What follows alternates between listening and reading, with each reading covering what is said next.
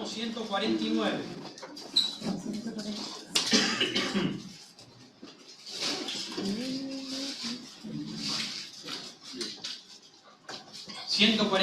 Vamos a leer el Salmo y luego nos vamos a adentrar en el mensaje de la palabra. Dice: cantad a Jehová cántico nuevo, su alabanza sea en la congregación de los santos. Alégrese Israel en su Hacedor, los hijos de Sión se gocen en su Rey. Alaben su nombre con danza, con pandero y arpa, a él canten, porque Jehová tiene contentamiento en su pueblo, hermoseará a los humildes con la salvación. Regocíjense los santos por su gloria y canten aún sobre sus camas. Exalten a Dios con sus gargantas y espada de dos filos en sus manos, para ejecutar venganza entre las naciones y castigo entre los pueblos, para aprisionar así a reyes con grillos y a sus nobles con cadenas de hierro, para ejecutar en ellos el juicio decretado. Gloria será esto para todos sus santos. Aleluya.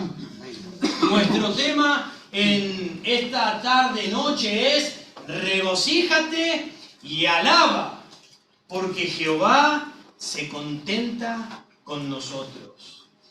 Tremendo. Jehová se contenta con nosotros. En otras palabras es: alégrate y canta, porque Jehová se alegra contigo, se alegra con tu vida.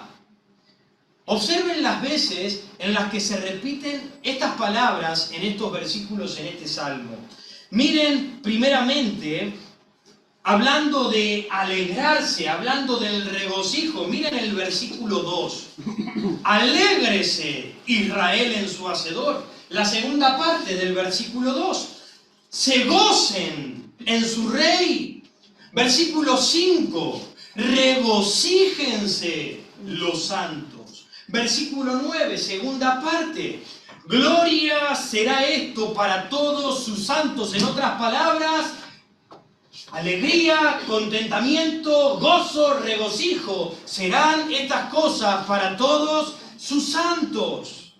Pablo en el Nuevo Testamento le escribía a los hermanos de Filipo y les dijo: regocijaos en el Señor siempre. Otra vez os digo, regocijaos, alégrense. Pero no solamente el salmista nos está diciendo regocíjense, sino que también está diciendo que alabemos, cantemos, anuncia las cosas favorables de Dios, resaltando sus cualidades, resaltando sus méritos de un Dios todopoderoso, de un Dios todo bondadoso. Miren lo que dice el versículo 1, hablando de alabar. Versículo 1, cantad a Jehová. Versículo 3, alaben su nombre con danza. Al final del versículo 3 dice: a él canten.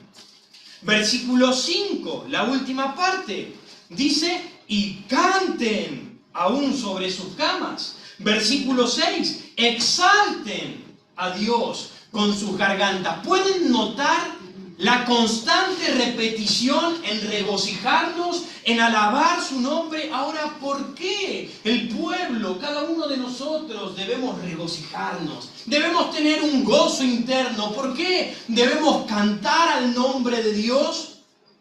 Porque, versículo 4 nos da la respuesta. Porque Jehová tiene contentamiento con su pueblo. En otras palabras, la ira de Dios ya no está reservada para tu vida. Y sigue diciendo: hermoseará a los humildes con la salvación, con el poder de su salvación. El Señor nos hermoseará, nos vestirá, hará algo precioso, algo grandioso. Y por eso es que el Señor dice: regocíjate y alaba mi nombre, porque yo tengo contentamiento en ti. Yo tengo contentamiento. ¿En qué cosas nosotros tenemos que a veces no encontramos el gozo y la alabanza. Pero hermano mío, ¿sabes cuál es el problema en que no encuentras el gozo y la alabanza? Es que tú no estás entendiendo en lo que tú eres en Cristo. Debemos alabarnos y regocijarnos por lo que nosotros somos en Cristo. Lo que somos en Cristo. ¿Qué es lo que somos en Cristo? Somos aceptos. Somos amados. Ya no hay ira para tu vida. ¡Oh, qué gozo! ¡Cuánto que alabar! Y no solamente lo que somos en Cristo, sino lo que somos para. En y para. ¿Qué somos? Para Dios. Somos herencia suya. Somos posesión suya. Somos sus hijos. Somos herederos. Herederos de Dios. Ya no somos simples plebeyos. Ahora somos príncipes. Ahora pertenecemos al reino de Dios. Tú estás en la nobleza. ¿Cómo no regocijarnos? ¿Cómo no alabar a un Dios tan grande? Miren el versículo 1, dice: cantad a Jehová cántico nuevo, su alabanza sea en la congregación de los santos. Y este pasaje se ha parafraseado de varias maneras y quedaría de esta manera: cantemos a el eterno Dios canciones nuevas que reflejen su grandeza, que reflejen su conocimiento, que reflejen la hermosura del Dios vivo. Y en otras palabras, que alabarle sea la razón en nuestras reuniones, en nuestra congregación. Que armemos, que creemos cánticos nuevos respecto del conocimiento de Dios, de su carácter, de su verdad, de su hermosura. Y que ese sea el propósito en la congregación de los santos. Ahora el salmista nos insta en el versículo: cantad a Jehová cántico nuevo. ¿Por qué nos insta a que nosotros le hagamos canciones en nombre de Dios? Porque somos más propensos a pasarnos todo el día quejándonos de las cosas que sobrevienen a nuestras vidas, en vez de estar cantando y recordando la hermosura, la belleza y las preciosas promesas de Dios para nuestra vida. Por eso tiene que decirnos: canten al Señor un cántico nuevo. Recuerden quién es Dios y canten respecto de su grandeza. Pasamos todo el día quejándonos, todo el día pensando en las cosas que vienen a nuestras vidas. Los santos de Dios, en vez de estar pensando en los cánticos viejos, los que cantábamos cuando estábamos en el mundo, aquellas canciones del pasado que nos contaminan y nos mantienen presos del recuerdo y de las emociones pecaminosas en las cuales antes caminábamos. Nosotros deberíamos estar haciendo cánticos nuevos al Señor, alabanzas para nuestro Creador. Pero aún hoy en día a veces nos inundamos de los cánticos viejos. En el trabajo, en donde vamos, nos ponemos música, nos ponemos la radio y lo que escuchamos son cánticos viejos, donde te lleva a recordar otra vez aquellas pasiones y tus emociones y te acordás en los pecados en los que andabas. Cantad a Jehová cántico nuevo, deja de quejarte y glorifica al Dios vivo, recuerda al Dios vivo en tu vida. ¿Por qué nos quejamos y por qué andamos mal? Porque nos invadimos de cosas del pasado en vez de las cosas nuevas de Dios. Pablo y Silas, estando en la peor situación, presos, encadenados en lo más profundo del calabozo y sin encontrar una salida, una escapatoria al lugar en el que se encontraban, ellos podrían haber estado pensando: ¡ay, pobre de nosotros! Pablo podría haberle dicho: miran lo que nos metimos, Silas, ¿qué hemos hecho? Ahora estamos presos, estamos acá solos. Y Silas: sí, Pablo, ahora vamos a morir acá solos, ¿cómo vamos a poder escapar? Pero claramente no fue así. Ellos en la peor situación en la que podían encontrarse, ellos estaban cantando un cántico al Señor, alabando al Dios vivo. Eso es lo que ellos estaban haciendo. Y la segunda parte del versículo 1 sigue diciendo: cantad a Jehová cántico nuevo, su alabanza sea en la congregación de los santos. No solamente que debemos cantarle al Señor, sino con los santos. Al principio, cuando la iglesia comenzó y cuando la iglesia comenzó a expandirse por sobre toda la tierra, dice en el libro de los Hechos que ellos estaban perseverando unánimes cada día en el templo. Y partiendo el pan en sus casas, comían juntos con alegría y con sencillez de corazón, alabando al Señor. Ellos estaban reunidos alabando al Señor con la congregación de los santos. Así es como debemos estar nosotros, reunidos alabando a Dios. Por lo tanto, el Salmo 95 nos insta a esto y nos invita y dice: venid, vengan, pueblo de Dios, en el cual Dios tiene contentamiento y se goza. Vengan, postrémonos, arrodillémonos ante su presencia, porque Él es nuestro Dios, nosotros el pueblo de su prado y ovejas de su mano. Versículo 2: alégrese Israel en su Hacedor, los hijos de Sión se gocen en su Rey. Nombra dos veces alégrese y gócese. Pero primero dice alégrese en su Hacedor. Y luego dice gócense en su Rey.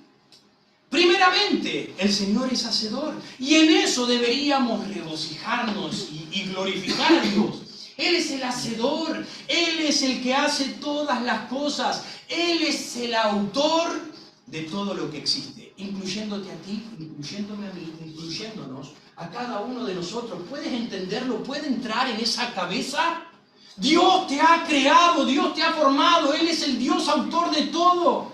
Y a su vez, dice, Él es el Rey. No solamente es el creador y autor de toda la creación, sino que Él también es Rey. O sea que el Señor es soberano, es el que gobierna, es el que sobresale sobre todo el universo.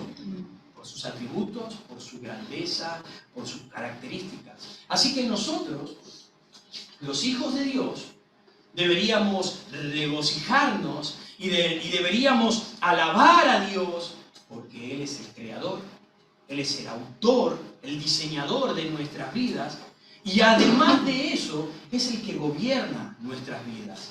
Las gobierna, las administra con sabiduría, bondad y eficacia. ¿Cómo no gozarnos?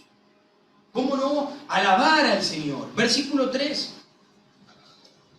Alaben su nombre con danza, con pandero y arpa, a Él canten. Pero quiero hacer mención a algo que por lo general lo pasamos por encima y dice: alaben su nombre con danza. ¿Por qué nosotros no estamos danzando? ¿Por qué nosotros no estamos practicando un tipo de adoración a través de la danza dentro de la iglesia? ¿Qué es lo que sucede? ¿Por qué? ¿Estamos haciendo mal? ¿Estamos haciendo bien? En la antigüedad la danza nunca fue permitida en los servicios religiosos del santuario, en los servicios del templo, en la sinagoga, y aún no podemos asegurar si esto se practicaba dentro de las iglesias nuevotestamentarias. No lo podemos asegurar, pero sí sabemos que esta práctica de danzar se llevaba a cabo en el Antiguo Testamento en situaciones de gran gozo y felicidad, de festejo. Sí lo hacían. La primera aparición que tenemos, que el pueblo de Dios danzó en alegría para adoración a Dios, fue a través de Miriam, que era la hermana de Aarón y de Moisés. dice que ella tomó una pandereta y empezó a danzar, y todas las mujeres con ella empezaron a danzar juntamente, y esa fue una danza de alegría, de gozo. Cuando Dios los sacó de Egipto, cruzaron el Mar Rojo, fue la alegría y el festejo de la liberación del pueblo de Israel, de la libertad.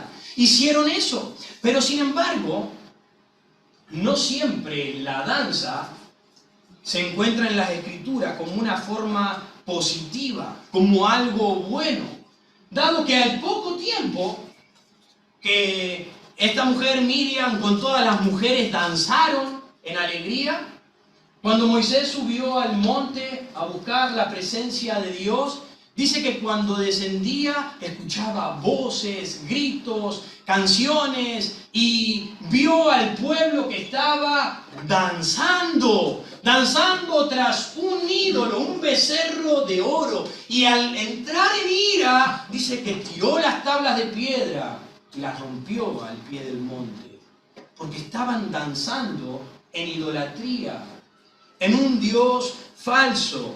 También lo encontramos a David, que cuando encuentra el arca de Jehová, que había estado perdida por largos años, cuando la recuperan y entra otra vez a la ciudad, dice que él danzó de alegría, pero su esposa lo vio desde arriba y se llenó de celo y de enojo al verlo a su marido, al rey, danzar entre todas las mujeres.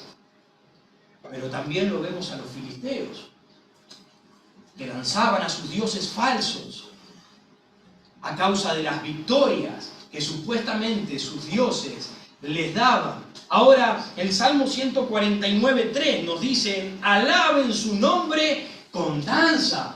Y luego el Salmo 150, versículo 4 dice: alábenle con pandero y danza nuevamente. Ahora, algunos han argumentado que la danza es una forma de expresión simplemente del Antiguo Testamento. Dado que la danza no se menciona en el Nuevo Testamento, no es algo que fue impuesto o mandado, o no es una práctica común que se haya visto a lo largo de la historia en la iglesia. Ahora, este pensamiento, este argumento, viene del silencio. Viene del silencio, dado que no hay una respuesta clara respecto a esto. Dado que no hay ningún versículo que diga, está prohibido danzar. Por el contrario, encontramos danzar. Pero, ¿por qué no se quiere asociar la danza, el baile, dentro de la iglesia como una alabanza a Dios? Bueno, en primer lugar, como dije anteriormente, antiguamente no se danzaban dentro de la sinagoga, ni de los templos, ni aún hay evidencia que los primeros creyentes lo hayan hecho cuando estaban reunidos. No lo sabemos. En segundo lugar, esto no es algo que encontramos a lo largo de la historia, una práctica común dentro de la iglesia. En tercer lugar, a lo largo de la historia, la danza ha sido asociada a través de lo sensual y de lo pecaminoso. No siempre la danza es pecaminosa, pero tiende a lo sensual y a lo pecaminoso. Eso dio en la antigüedad, dio a luz al pecado y sigue dando hoy en día la danza luz al pecado. Así que, en cuarto lugar, ¿cómo sabemos?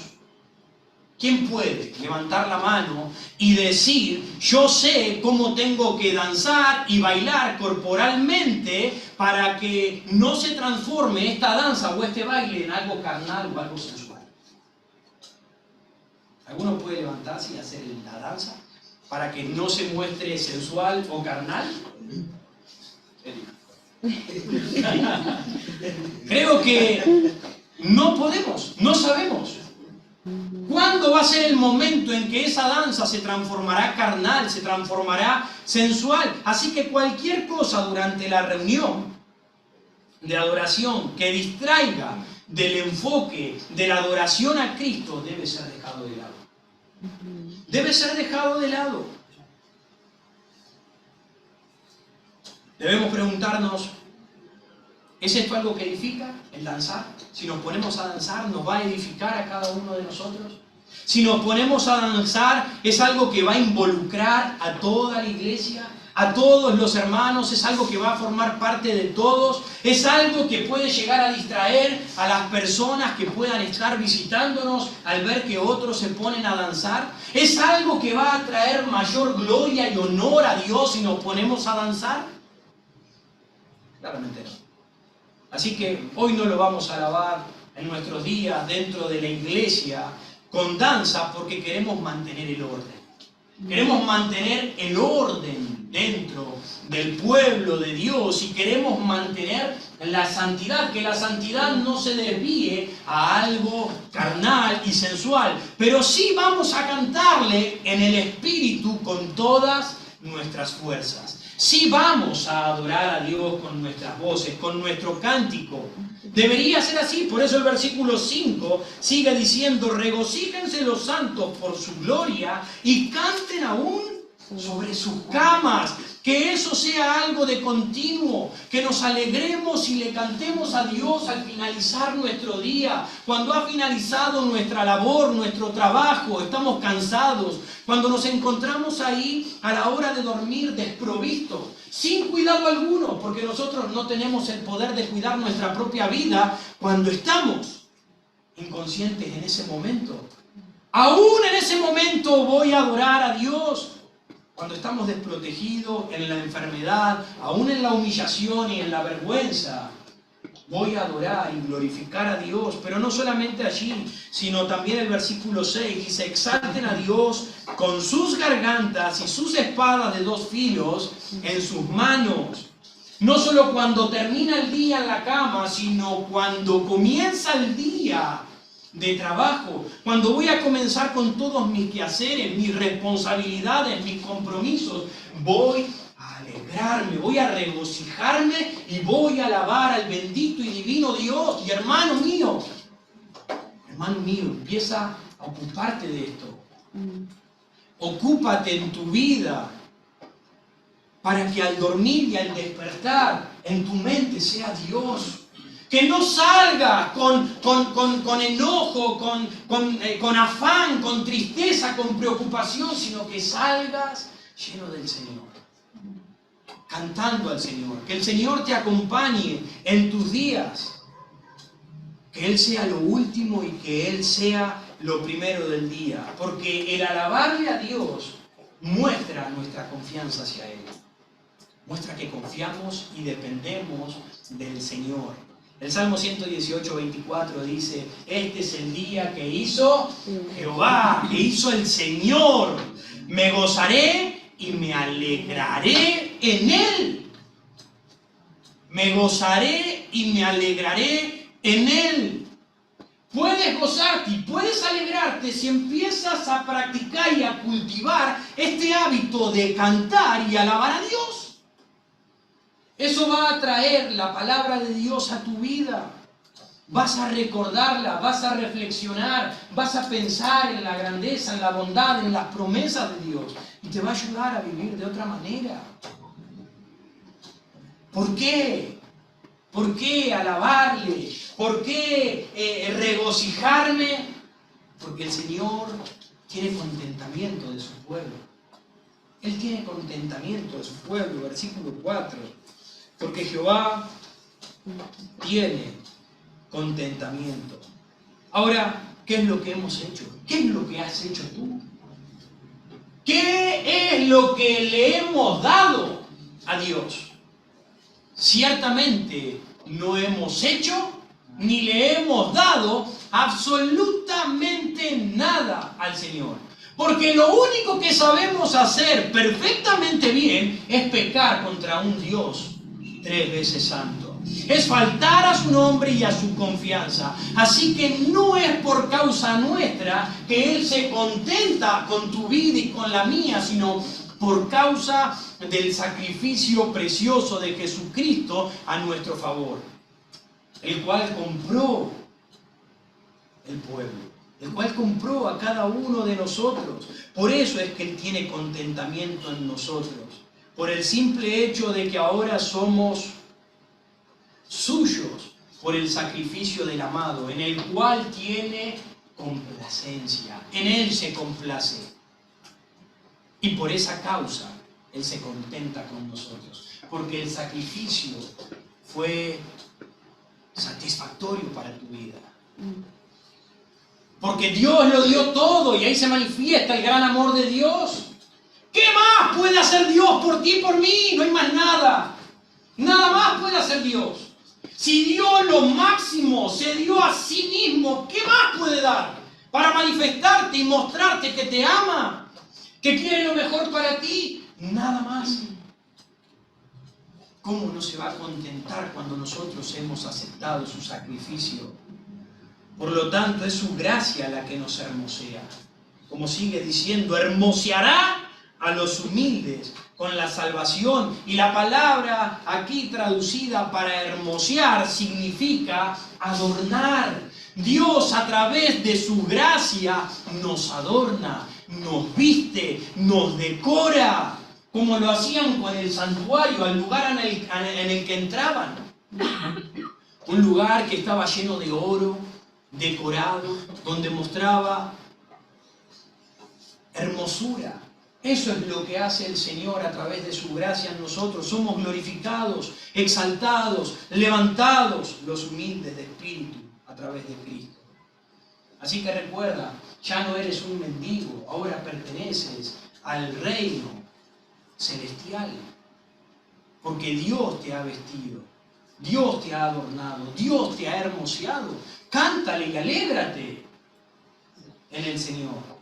Versículos 6 al 9. Exalten a Dios con sus gargantas y sus espadas de 2 filos en sus manos, para ejecutar venganza entre las naciones y castigo entre los pueblos, para aprisionar a sus reyes con grillos y a sus nobles con cadenas de hierro, para ejecutar en ellos el juicio decretado. Gloria será esto para todos sus santos.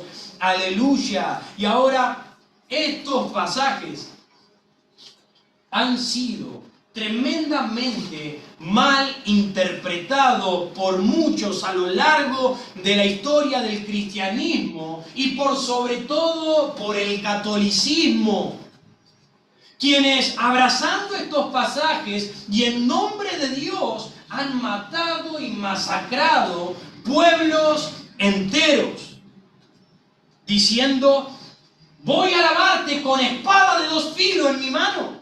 Y sigue diciendo, para ejecutar venganza, castigo entre los pueblos, para aprisionar a los reyes y a sus nobles con cadenas, para ejecutar en ellos juicio decretado. Yo te voy a adorar impartiendo tu juicio sobre la tierra. Pero cuando Simón Pedro desenvainó su espada y le cortó la oreja al siervo del sumo sacerdote, Jesús entonces le dijo: Pedro, mete la espada en la vaina. Lo que el Padre me ha dado, la copa que el Padre me ha dado, ¿no la he de beber? ¿No vas a padecer? ¿No estás dispuesto a pasar por lo mismo que yo? ¿O vas a impartir tu justicia? Y continúa diciendo: vuelve la espada a su lugar, porque todos los que tomen a espada perecerán.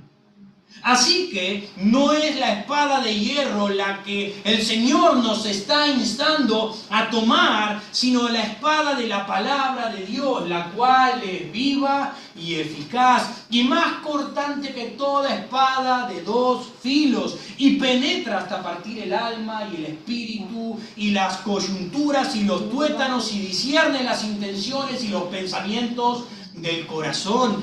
Esa es la espada que Dios quiere que nosotros tengamos en nuestra mano y alabemos y cantemos al Dios de toda la tierra.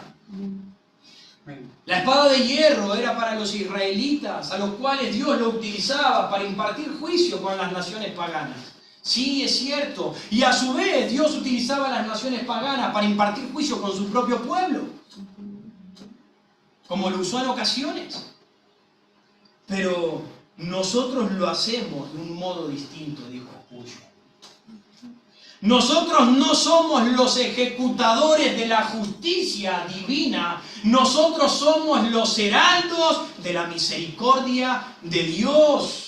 Nosotros estamos para impartir la misericordia de Dios al mundo, para ejecutar ese tipo de voluntad de Dios en esta tierra. Estamos en una guerra, pero no es de carne y sangre. Es una guerra espiritual. Nosotros no estamos para condenar al mundo, como muchos pensaron en aquel tiempo, que iban matándolos y obligándolos a que se convirtiesen al cristianismo. Nadie puede ser obligado. Pero lo hicieron pensando en estos pasajes. Nosotros no estamos para condenar al mundo, sino para reconciliar al mundo pecador con el Rey de Gloria. Por lo cual es un honor, debería ser un honor para nosotros participar en la ejecución y en la realización de los propósitos de Dios sobre esta tierra. ¿Cómo lo vamos a hacer? ¿Cómo vamos a aplicar y llevar a cabo esta ejecución, este propósito de Dios de impartir la reconciliación con el mundo? Comienza con esto, hermano. Comienza regocijándote y comienza alabando al Señor, para que nuestro diario andar sea una señal para el mundo. Sea una señal, tu regocijo, tu cántico, sea una señal para ellos del poder de Dios obrando en tu vida. Estamos viviendo en tiempos realmente difíciles. Tiempos de tristeza, de angustia, de inestabilidad. El mundo se queja, el mundo llora, el mundo se aflige. Pero el Hijo de Dios debería tener regocijo. El Hijo de Dios debería estar cantando. Y la gente que te rodea debería decir, ¿cómo puede ser que en medio de tal tribulación, de tal angustia, tú puedas estar cantando? ¿Cómo puede ser que estés cantando con gozo, con una esperanza? ¿Cómo puede ser que tú te encuentres de esta manera, contento, cuando nos pagan una miseria de sueldo? Cuando no sabemos si vamos a llegar a fin de mes. Cuando no sabemos lo que va a pasar con el gobierno. Cuando no sabemos qué es lo que va a pasar con nuestras vidas. Que eso sea un testimonio del poder de Dios en tu vida para esas personas. Y a su vez, que nuestro cántico y nuestro gozo diario sea una predicación constante de reconciliación para el mundo pecador con Dios. Porque ellos ven en nosotros la esperanza que ellos necesitan. Que ellos puedan ver, yo necesito lo mismo que tiene este hombre, que tiene esta mujer. Yo lo necesito porque estoy en un pozo, estoy desesperado. ¿Cómo puede ser que eso sea una predicación constante, tu regocijo y tu cántico diario al Señor?